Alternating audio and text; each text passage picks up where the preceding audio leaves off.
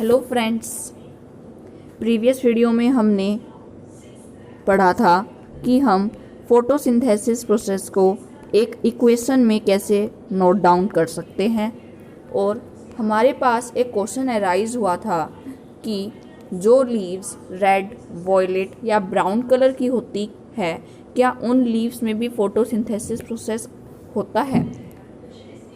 तो इस क्वेश्चन का आंसर करने से पहले हम एक इम्पॉर्टेंट चीज़ करेंगे, वो ये कि हम कैसे टेस्ट करते हैं कि लीफ के अंदर या किसी भी चीज़ के अंदर जो स्टार्च है, कार्बोहाइड्रेट है, वो प्रेजेंट है। तो इसको टेस्ट करने के लिए हम एक एक्टिविटी करेंगे। Take 2 potted plants. आपको 2 गमले लेने हैं, एक तरह के, उनके अंदर प्लांट्स भी होने चाहिए। एक गमले को आपको एक डार्क रूम में या फिर किसी एक ब्लैक बॉक्स में रख देना है 72 आवर्स के लिए, और दूसरे को सनलाइट में, ठीक है, यानी सूरज की रोशनी के नीचे रख देना है, ठीक है। उसके बाद perform iodine test with the leaves of both the plants as you did in class 6।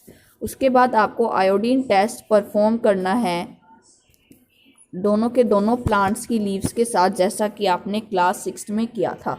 Iodine test क्या होता है?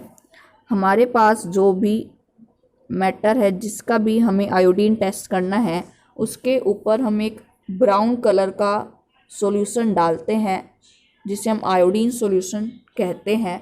और अगर सॉल्यूशन डालने के बाद उसका कलर ब्लू, ब्लैक या फिर वॉयलेट हो जाता है, इट मीन्स उसके अंदर स्टार्च प्रेजेंट है, ठीक है। तो अगर आप ये एक्टिविटी करते हैं तो आपको पता चलेगा कि जो लीफ आपने सनलाइट के नीचे रखी थी, उस लीफ का जो कलर है वो चेंज हो जाएगा ब्लू, ब्लैक में या फिर वॉयलेट में, जिससे कि आपको पता चलेगा कि उस लीफ के अंदर जो फोटोसिंथेसिस प्रोसेस है वो हो रहा था, जबकि जो डार्क रूम में रखी हुई थी वहाँ पर सनलाइट प्रेजेंट नहीं थी, इसलिए वहाँ पर फोटोसिंथेसिस प्रोसेस नहीं हो रहा था, ठीक है। तो उसके बाद आपको ये कहा गया है कि आपको अपने रिजल्ट्स रिकॉर्ड करने हैं, ठीक है। Record your results. Now leave the pot which was earlier kept in the dark in the sunlight for 3 to 4 days and perform the iodine test again on its leaves. उसके बाद आपको 3-4 days के लिए उसे दोबारा से रख देना है और फिर से आपको आयोडीन टेस्ट करना है। Record your observation in your notebook. तो आपको जो अपनी ऑब्जर्वेशन है वो नोटबुक में राइट डाउन करनी है। उसके बाद हमारा जो क्वेश्चन था कि जिन लीव्स का कलर ग्रीन नहीं होता है, जिनका रेड, ब्राउन या वॉयलेट ऐसा कलर होता है, क्या उनमें फोटोसिंथेसिस प्रोसेस अक्कर होता है? तो हाँ, उनमें भी फोटोसिंथेसिस प्रोसेस होता है।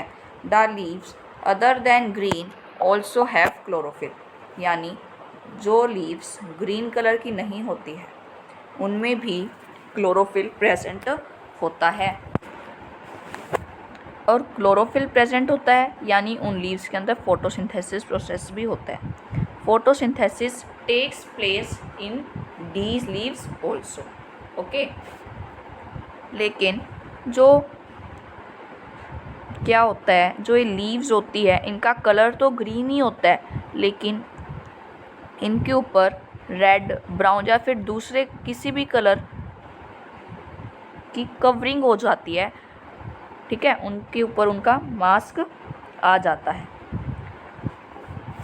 कहने का मतलब है जो लीव्स ग्रीन कलर की नहीं होती है उनमें भी क्लोरोफिल होता है, तो उनमें भी फोटोसिंथेसिस प्रोसेस होता है, ठीक है। और उनका कलर चेंज कैसे हो जाता है? क्योंकि उनके ऊपर डिफरेंट कलर का मास्क आ जाता है, ओके।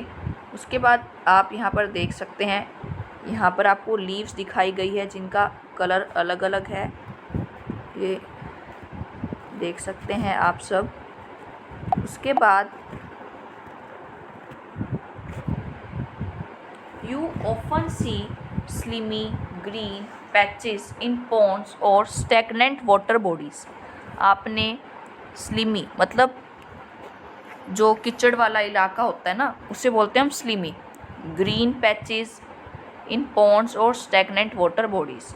आपने हरे हरे रंग के जो पैचेस है वो देखे होंगे कीचड़ वाले इलाके में, पॉन्ड्स में. ठीक है, तो वो जो होते हैं वो कैसे बनते हैं? These are generally formed by the growth of organism called algae. वो एक ऑर्गेनिज्म की ग्रोथ की वजह से बन जाते हैं और उस ऑर्गेनिज्म का नेम है एल्गी. एल्गी क्या है? ये एक ऑर्गेनिज्म है. ठीक है, एल्गी को हिंदी में हम क्या बोलते हैं? काई. आप बोलते हैं ना काई जम गया, यानी वो एल्गी होती है. ठीक है, वो भी एक लिविंग ऑर्गेनिज्म है. Can you guess why algae are green in colour? आपने पढ़ा वो ग्रीन कलर की होती है, तो वो ग्रीन कलर की क्यों होती है? Why algae is green in colour. तो इसका क्या आंसर होगा? क्योंकि उनके अंदर क्लोरोफिल होता है जो उन्हें ग्रीन कलर देता है. यानी जो एल्गी है वो भी अपना फूड खुद प्रिपेयर करती है by the process called photosynthesis. ठीक है, they contain chlorophyll which gives them the green colour. Algae can also prepare their own food by the process called photosynthesis. Is it clear? उसके बाद है synthesis of plant food other than carbohydrates. कि जो plant का food होता है वो कैसे प्रिपेयर होता है. ठीक है, यानी जो प्लांट्स है वो कार्बोहाइड्रेट तो बनाते ही है, उसके अलावा वो और भी क्या बनाते हैं. ठीक है, क्योंकि उन्हें स्टूडेंट्स प्रोटीन की भी ज़रूरत होती है, तो वो प्रोटीन को कैसे बनाते हैं, तो इन सब चीज़ों को हम इस टॉपिक में डिस्कस करेंगे. Synthesis of plant food other than carbohydrates. You have just learned that plants synthesise carbohydrates through the process of photosynthesis. आपने ये पढ़ा है कि जो प्लांट है वो फोटोसिंथेसिस फूड प्रोसेस से कार्बोहाइड्रेट बनाते हैं.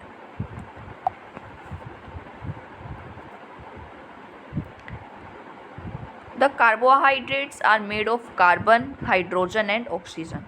उसके बाद बताया गया है कि जो कार्बोहाइड्रेट है वो किस किस चीज़ से बना है? कार्बन से, हाइड्रोजन से और ऑक्सीजन से. ठीक है, कार्बोहाइड्रेट किस किस चीज़ से बना है? कार्बन से, हाइड्रोजन से और ऑक्सीजन से. ठीक है, these are used to synthesise other component of food such as proteins and fats.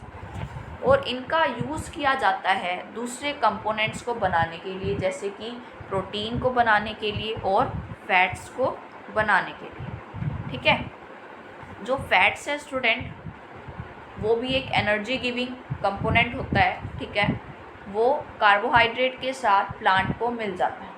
लेकिन जो प्रोटीन है उसके लिए एक अलग ही कहानी है, वो देखेंगे. But proteins are nitrogenous substance which contain nitrogen. From where do the plants obtain nitrogen. देखिए, जो प्रोटीन होते हैं ना वो नाइट्रोजीनस सब्सटेंस होते हैं. नाइट्रोजीनस सब्सटेंस का मतलब कि क्या होता है? नाइट्रोजीनस सब्सटेंस का मतलब होता है ऐसे सब्सटेंस जो कि नाइट्रोजन से बने हुए हो. ठीक है, यानी जो प्रोटीन है वो नाइट्रोजन से बना हुआ होता है. ठीक है, अब लेकिन प्लांट को नाइट्रोजन कहाँ से मिलती है? From where do the plants obtain nitrogen. ये आपका एक नया क्वेश्चन बन गया कि प्लांट्स को नाइट्रोजन कैसे ऑब्टेन होती है. तो रिकॉल करो, recall that nitrogen is present in abundance in gaseous form in the air. कि जो नाइट्रोजन गैस है वो एयर में सबसे ज़्यादा मात्रा में प्रेजेंट है. ठीक है, अबंडेंट अमाउंट में वो प्रेजेंट है. ठीक है, however plants can not absorb nitrogen in this form. लेकिन जो प्लांट्स हैं ना वो नाइट्रोजन को डायरेक्ट एब्जॉर्ब नहीं कर सकते हैं. ठीक है, तो वो कैसे एब्जॉर्ब करते हैं? How do they absorb nitrogen gas? तो देखिए, soil has certain bacteria that convert gaseous nitrogen into a usable form and release it into the soil. कि जो सोइल होता है, सोइल होती है, जो मिट्टी होती है, उसके अंदर कुछ बैक्टीरियाज प्रेजेंट होते हैं, ठीक है। जो वो बैक्टीरिया होते हैं ना, वो गैसियस नाइट्रोजन को एक यूजेबल फॉर्म में कन्वर्ट कर देते हैं और उससे फिर सोइल में रिलीज़ कर देते हैं। ओके, तो सोइल जो है उसके अंदर कुछ बैक्टीरियाज प्रेजेंट होते हैं जो उस नाइट्रोजन को यूजेबल फॉर्म में कन्वर्ट कर देते हैं। These are absorbed by the plants along with water। और जो ये नाइट्रोजिनस गैस होती है, ठीक है, वो इस नाइट्रोजन गैस को वाटर के साथ एब्जॉर्ब करती है, ठीक है, उसे वो वाटर के साथ एब्जॉर्ब करती है। Also you might have seen farmers adding fertilisers rich in nitrogen to the soil. आपने फार्मर्स को देखा होगा जो कि फर्टिलाइज़र ऐड करते हैं सोइल के अंदर। वो क्यों ऐड करते हैं? क्योंकि जो फर्टिलाइज़र होते हैं ना, उनके अंदर नाइट्रोजिनस गैस होती है, ठीक है, ताकि सोइल में नाइट्रोजन की कमी ना हो, इसलिए। In this way, the plants fulfill their requirements of nitrogen along with the other constituents. Plants can then synthesize proteins and vitamins. तो इस तरीके से क्या होता है, प्लांट्स अपनी जो नीड है उसे पूरा कर लेते हैं नाइट्रोजन गैस की, और वो फिर प्रोटीन और विटामिन को बना लेते हैं। ओके, उसके बाद other modes of nutrition in plants. इस टॉपिक को हम नेक्स्ट वीडियो में डिस्कस करेंगे। इस वीडियो में इतना ही। Okay friends, bye bye.